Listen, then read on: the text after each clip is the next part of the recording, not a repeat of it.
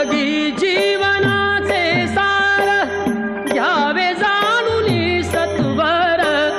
जैसे ज्याचे कर्म तैसे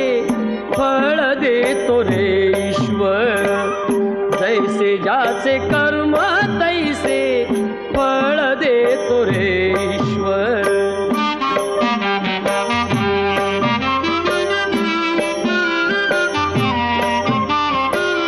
क्षणिक सुखासाठी अपुऱ्या कुणी हो